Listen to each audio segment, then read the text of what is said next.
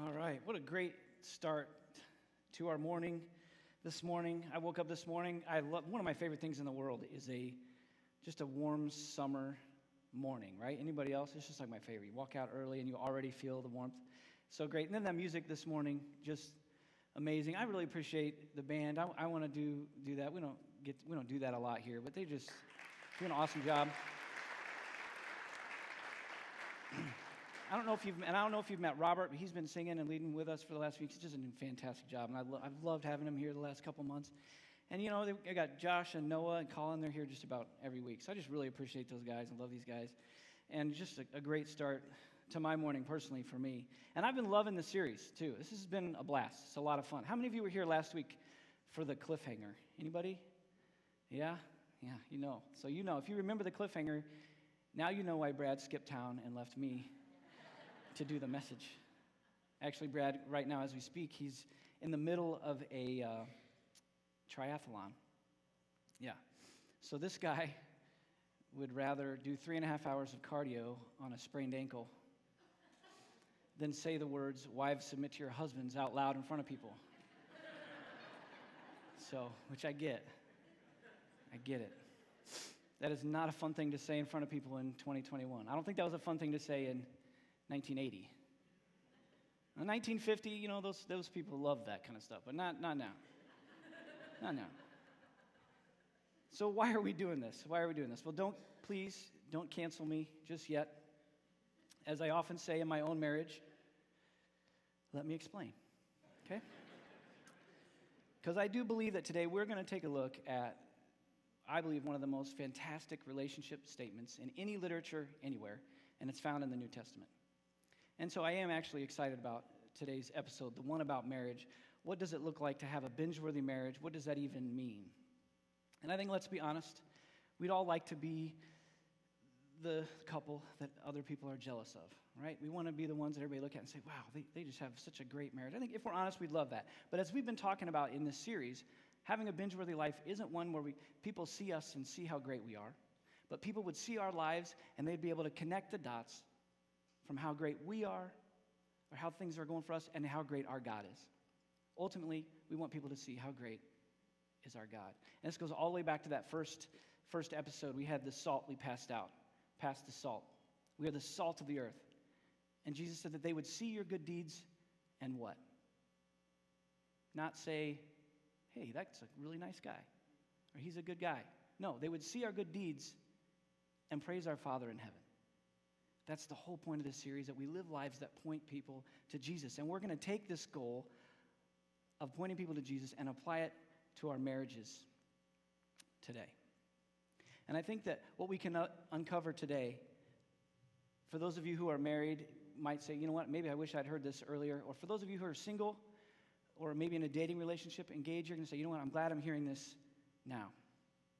And before we get to this uncomfortable phrase of the day, we'll get there, I want to take a look at our relationships and what we want out of them. When it comes to relationships, we all have a different preferred future. I think we have a dream of that. Andy Stanley has a great illustration for this. He says, when we think about the future, we have an invisible box of hopes, dreams, and desires, and we can't wait to hand it over to someone. So we've got this box, hopes and dreams and desires. And this is, it's not a bad thing. We all fill it. We fill it with a lot of different things. We have dreams about money. We're going to have a lot of money. Or maybe you think, you know what? We don't even need money, okay? Love will keep us alive, which is adorable. Or maybe you think, oh, you know what? We're going to have a single income or a double income. Or maybe you're just like, you know what? We're going to have so much money, both of us can just stay home all the time.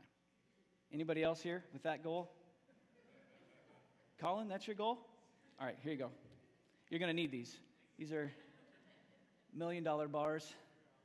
Oh, here you go. You can each have one.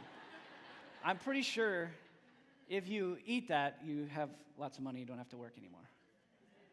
Although you still need to come do the electricity for my house, even though you're not working. Just that's the only job. We have dreams about our family. What kind of family we're going to have? We're going to have kids, not going to have kids. We're going to have exactly 2 kids. But if they're both girls, we're going to have another one because we need a boy. Or if you're like us, you just have boys forever until the end of the world. That's all we can figure out with our family. It's really fun. I don't know if you know this, but we have 5 boys. So yeah, it's a lot. It's a lot. So whenever we go out to dinner, we're like, we are the entertainment. Like, I should charge the restaurant a fee for being there because everybody's just watching to see what's going to happen next. And it's pretty fun. When we were on vacation a few months ago, we started counting throughout the week how many times people would come up to us during a meal and say something. I probably should have just had a shirt that said, "Yes, they are all ours." Because that was like the thing everyone just had to know. And literally, like 2 times a meal, like, "Oh, are they all yours?" Yeah, no, we didn't. We stole them. But no, and then they all start kind of guessing on our goals for our family. Like, "Oh, you guys are going for a basketball team." Yeah, no, yep, that's a good one. We're going for a basketball team. A really short white one. I don't know why people think that's our goal. That like, I would like get married and then want to make the world's worst basketball team. I don't know. But it's not. We have other things in our box. We have, how are we going to do conflict resolution? Right? How are we going to manage this? Maybe she's like, "You know what? We're going to talk it all out. We're going to deal with it. And right now, immediately, let's get everything on the table." And maybe the guy's like, conflict resolution is what sex is for, right? No? I don't know. I'm trying to figure this all out. I don't have everything figured out yet. But at some point, there's a lot of things that go into our box. And we put it in our box. And maybe you've seen in other relationships, maybe you've seen it modeled, what you've seen in culture. But primarily, the thing that impacts what goes in our box is what we've experienced. And for many of us, it's what we experienced in a home that we grew up in. And maybe it makes us say, "You know what? I don't want it to be anything like that." Or maybe the opposite. Maybe your dreams, you want it to have exactly the way you had it. Our hopes and dreams and desires come from our experiences. And this is such a big deal, and it's complicated, and it's emotional. And then at some point in your relationship, maybe you're still dating, maybe you're married, you're engaged, or it's a year down the road in your relationship, and you just kind of have this box here, and we can't really avoid it. It just kind of happens. But we just kind of hand it to the other person, and we say, "Here, make this come true. This is what I always dreamed it would be like. When I pursued you, when I asked you out, it was because you could do this. Or when I said yes, it was because I thought you could do this for me. When I walked down the aisle, the reason I walked down the aisle is because in my mind, this is what my future looks like. And I need you to come through for me." But the challenge is, the problem comes when we hand somebody our box of dreams and desires. To them, from their perspective, what they see, all they see, are expectations. That's what they see. To them, it feels like a weight has been added. The bar's been raised. It feels like a homework assignment, really. A responsibility. To them, it feels like if they don't come through for you, well, then you're going to be disappointed. Expectations are simply this: a strong desire or a strong belief that something will happen. And if the expectations don't happen in the first month or the first year, then we start to question, well, we'll get there one day, right? It's not our dream home now, but we're working toward that. He hasn't gotten rid of that yet, but he will. She hasn't changed her mind on this, but she will. Won't we? We'll get there. It's a strong belief that something will happen or will be the case in the future. And here's the problem with that. When we daydream about the future, it organizes itself around our box. When I was single, I never daydreamed about becoming the perfect person for someone. Right? I daydreamed about finding the perfect person for me. Is that just me? Like, I never daydreamed about, I can't wait until I become the perfect person for someone else. I daydreamed about the perfect person for me. I even had a list. Did anyone else have a list? My perfect person will have these interests and these qualities, this characteristic, whatever. And I had one for sure that was at the top of my list, and that was my favorite movie. Like, if my future wife doesn't love this movie, there's probably no way we're going to be compatible. I don't think it's going to work. It was really important to me. My favorite movie of all time is Waiting for Guffman. Anyone else? Nobody? That's fine. I don't have a ton of friends, but it's cool. But that was a deal breaker for me. But then, of course, when I met Terry, about 8:47 p.m. Central Time, November 3rd, 2002, approximately around there sometime, that list evolved a bit. In fact, do you know how many times Terry had seen the movie Waiting for Guffman when we met? 0 times. She didn't even know it was a movie. But, you know, it got better. Do you know how many times she's seen it since? Still 0, guys. Still 0. She's tried 3 times, but she always falls asleep. So somehow we're still married 16 years later. So I was able to get over that specific dream, but I still had several others that I brought into the marriage. And when we do this, when we exchange the boxes, and it will happen, we begin negotiating with each other, bargaining with each other, sometimes bribing each other. If you will, then I will. If you do this the way I want to do it, then I'll do that the way you want to do it, and back and forth, back and forth. Until eventually the relationship is characterized by a debt-debtor relationship. You owe me. That's what husbands are supposed to do. That's what wives are supposed to do. And the next thing you know, we're negotiating back and forth, even bickering, and it's all about you are supposed to provide for me. And the problem is, when this dynamic characterizes the relationship, you cannot recognize love. You can't give love, you can't receive love because you can't appreciate it, you can't even recognize it. Here's another way to look at it. Let's say if you owe me money, then you can't give me money, right? If you owe me money and then you give me money, I won't see it as a gift. I won't receive it as a gift. I receive it as payment. And if you owe me money and then you want to be really nice and you want to come up to me and say, hey, Brian, I just really appreciate you. Here's $100. Well, not only am I not going to be grateful and I won't see it as a gift, but what's my first question going to be? If they owe me more than $100, it's going to be, well, where's the rest? I can't see it as a gift. So in a relationship that has become a debt-debtor relationship, as long as somebody feels like somebody else owes them something, they don't receive anything as love. And the other person is unable to even extend love. So the question then becomes, how do we keep this from happening? How do we keep legitimate hopes, dreams, and desires from becoming and feeling like expectations? The answer lies in how we answer this question. What do they owe me? What does she owe me? What does he owe me? What do they owe me? And in a binge-worthy marriage, couples will all answer this question the same way. They answer the question, nothing. They don't owe me anything. They know that they owe each other everything but are owed nothing in return.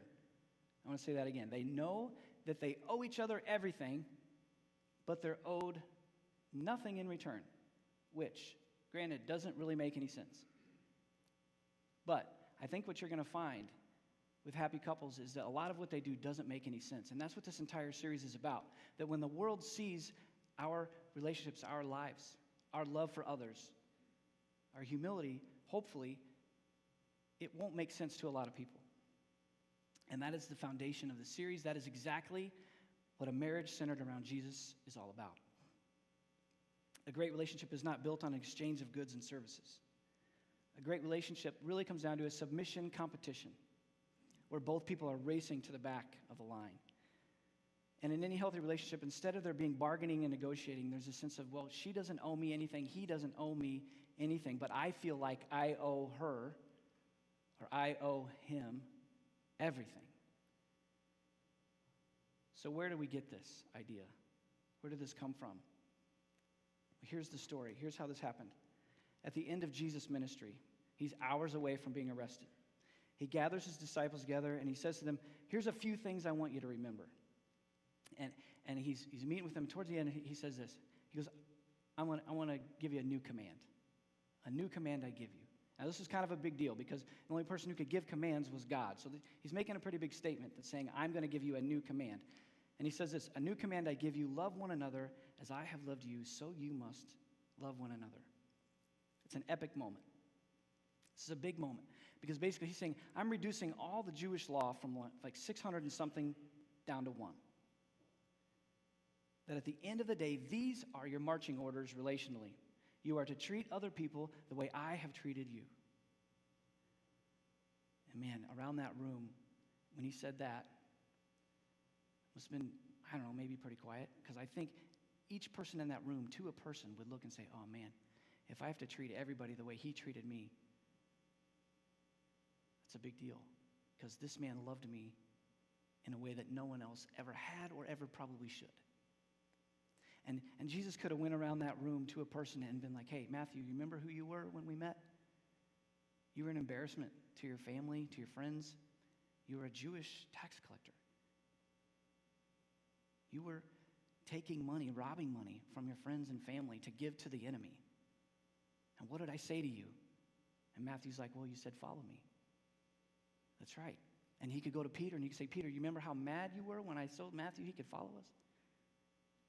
Tax collector? And Peter said, yeah. And Jesus is like, yeah, and I let you both in the club. And then he says, Matthew, do you remember where we went after I asked you to follow me? He said, yeah, you went to my house. Do you remember who we invited to your house? And Peter's like, I remember we invited all of his tax collector friends. It was the worst day of my life. Matthew, I want you to extend this kind of grace and this kind of mercy to every single person you meet for the rest of your life. He set a new standard for relationships. Not the golden rule, not do unto others as you want that you want them to do to you. No, a better rule. Do unto others as Jesus did for you. A much better rule. It's a new one. So then Jesus says this, and Christianity starts and it begins, and the resurrection happens, and Christians are being scattered and they're living their lives, and eventually there's a man named Paul. The Apostle Paul, who at first hated Christians, arrested Christians. His job was to murder them. And the Apostle Paul, he becomes a Jesus follower, and when he does, his life is completely transformed. And he takes this idea of love the others the way that God, through Christ, loved us, and he begins to apply it to all kinds of relationships. And he applies it to marriage. And then Paul becomes a church planter. And he starts writing these letters to churches to help lead them and guide them. And these letters make up much of what we read in the New Testament today. And so whenever you read anything that the Apostle Paul writes in these letters to say or do, like do this, don't do this, what you need to remember about that is every one of his commands is linked specifically and directly to Jesus' commands to love others the way that I have loved you. Because this truly transformed Paul's life. Love others the way I love you. If anybody didn't deserve it, it was Paul. So he gets it. So every command he writes is based on that truth. He's not making stuff up. He's applying Jesus' brand new command so that in his letter to Christians living in Ephesus, the Apostle Paul applies Jesus' new command to marriage. And he says this, wives, submit to your own husbands as you do to the Lord. Now, if this bothers you, I get it. I understand. I'm so glad that it bothers you, actually, and I'm glad that you're here. I'm just going to actually leave it up there so we can all be uncomfortable for a little bit. And in fact, actually, some of you might even say, you know what, that's it. That's why I quit going to church. Stuff like that. Or you might even say, you know what, that's why my friend hates Christians. That's why they quit going to church. That's the whole idea behind it. Well, I'm so glad, if that's you, I'm so glad you're here or that you're watching online. And I'm telling you, what you're about to hear, this is so transformational. I joked earlier that Brad skipped town to avoid this, but honestly, I volunteered for this topic. I love talking about this. And again, let me explain. First, I want to explain what this meant to the people in that culture, the people who are reading this letter for the very first time. When the Apostle Paul, first century audience, heard him teach about women submitting to their husbands, they weren't like, what? Cancel this guy. They were like, well, no, yeah, tell us something we don't know. This wasn't new information. It wasn't even a big deal. It was common ground. It didn't surprise anyone in Jesus' audience. And believe it or not, no one was offended because men in that culture, both in the Roman culture and the Greek culture, and the Jews even had a version of this. It's something referred to as patria potestas. Patria potestas. These two words put together meant that they had legal jurisdiction over their children, and they had legal jurisdiction over their wives. Patria potestas. It's not like, when I first thought, it's not like a Harry Potter spell, I thought. Maybe, which would be nice if I had like a wand. I could just win an argument, please. Just one. Just give me one. But no, that's not what it meant. It meant he had legal jurisdiction over their wives. Essentially, they belonged to them. So when Paul says, wives, submit to your own husbands, it's like, right, because if we don't, he'll sell us or have us arrested. Of course we do that. So second, I want to explain what this means for us today. Our English Bibles, all of our Bibles that we have, our English Bibles, are translations from an original Greek manuscript. And the oldest text, the oldest manuscripts of the New Testament, the oldest of Paul's letters are written in Greek. And interestingly enough, if you took this verse and you translate it literally from the Greek, here's what it would say. It would say, wives, to your own husbands as to the Lord.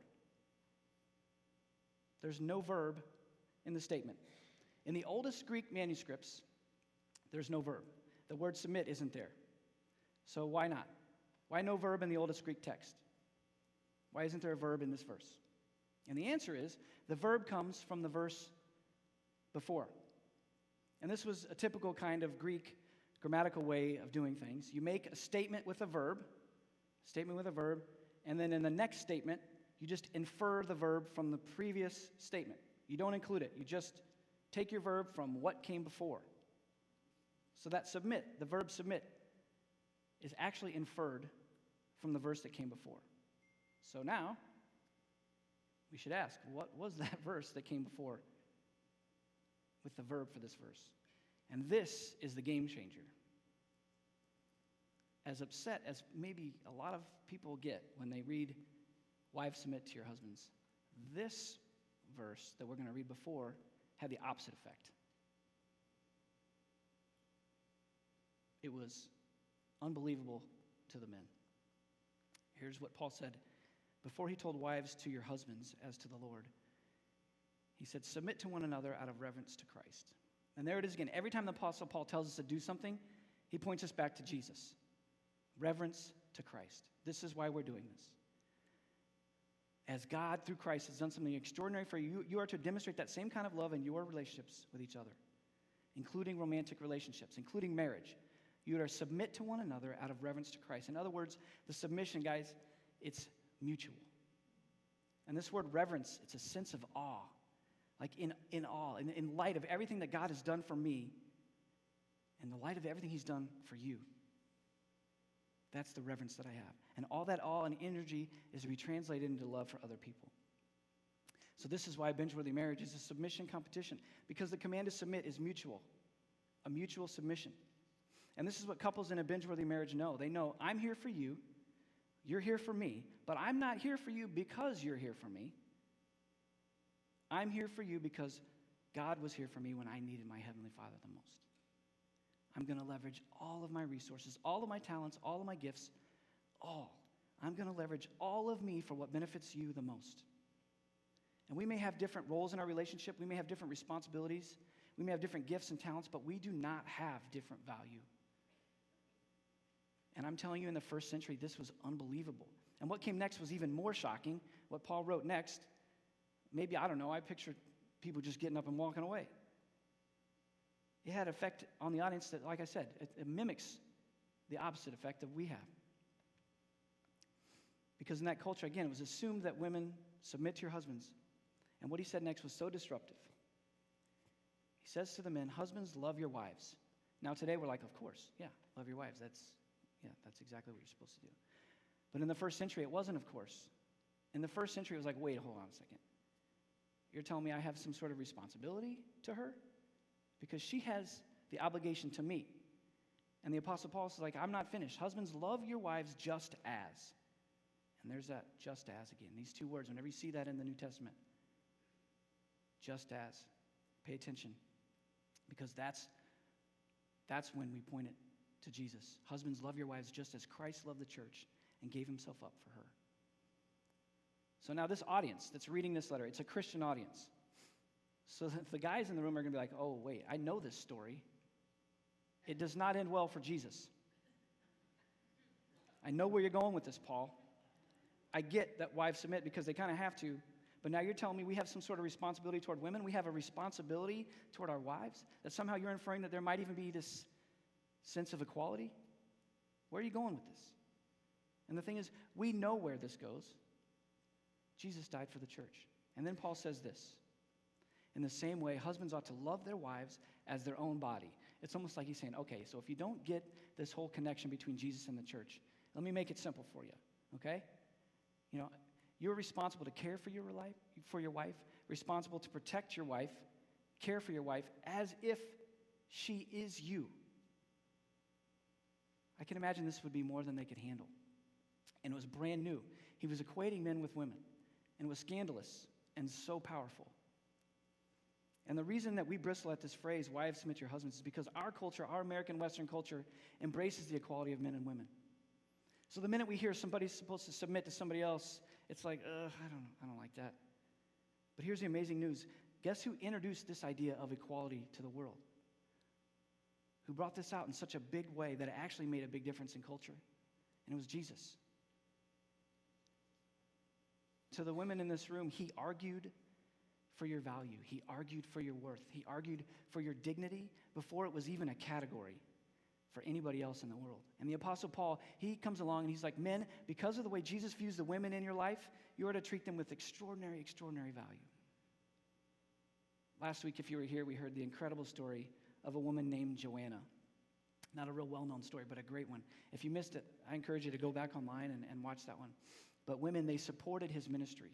They raised money for his ministry. They were the first person to see him after he rose from the dead, which I'm telling you, that gave women an extraordinary dignity as well, because a woman's word in court was meaningless. If you called a woman to testify in court, if they even would let her in, her testimony would be almost meaningless.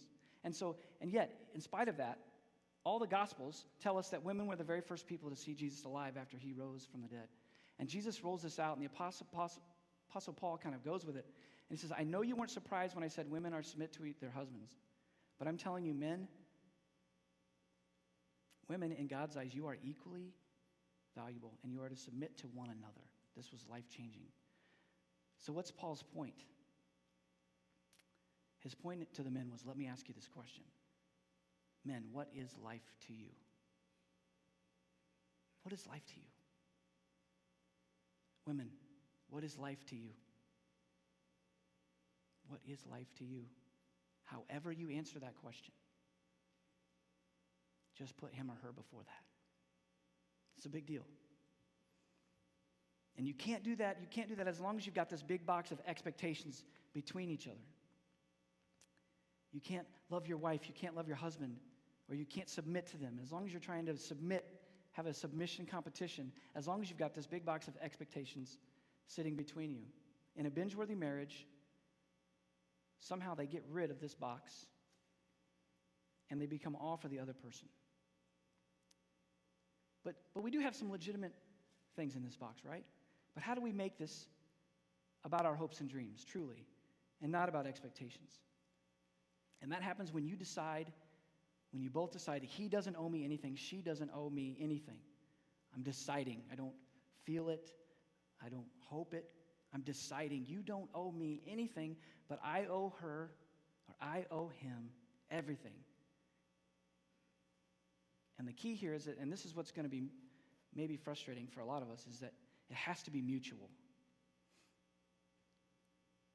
Submit to one another out of reverence for Christ. This is what oneness in a relationship looks like.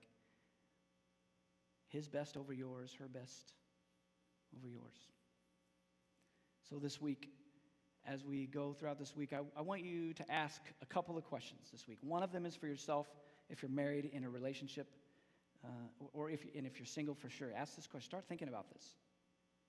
What is in my box? What are the hopes, dreams, and expectations that I'm bringing to this relationship? And then, this is the big question, ask each other, what's in your box? This is the I'm all in question. This is the I am more interested in what's in your box than what's in mine. It's the less self question. And you guys know something about less self people, right? They're happier people. Find the happiest person you know. I guarantee they are less self. Humility is a word you would use to describe them. And less self relationships are the richest and the richer relationships.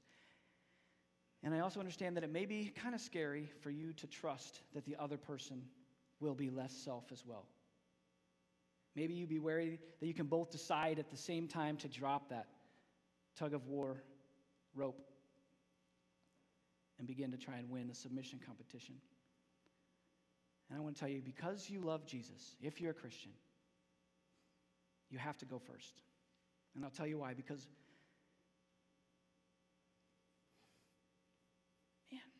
when you were dead, when you were struggling, God dropped the rope. He did something for me that I don't deserve, that I will never understand. And so whether or not I ever deserved it, or whether or not would I turn my back on him, I want to do this as a response to that experience that I had. And I want to give this to you. That is the gospel. Submit to one another out of reverence for Christ. At the cross, God went first. Jesus' followers go first. Bingeworthy couples, we put each other first by going first in an effort to be last. That's what Jesus' followers do. Will you pray with me?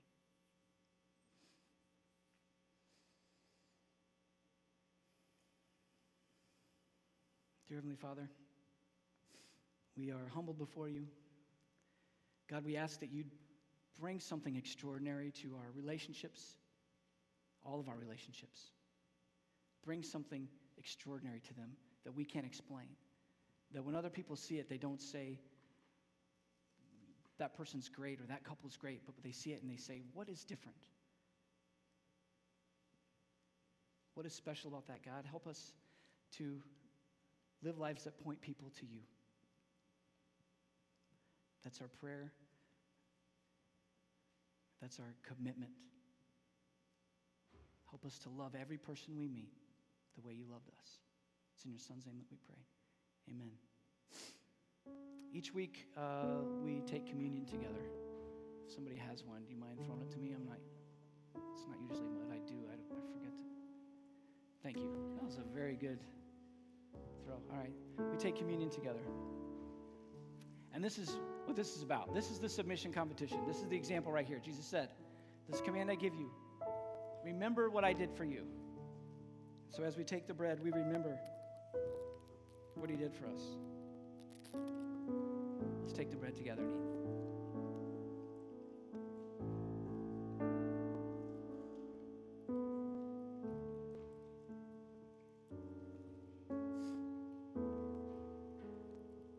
And he said this, take this cup, and whenever you drink it, remember the way I loved you, and love others the same. Let's take the drink.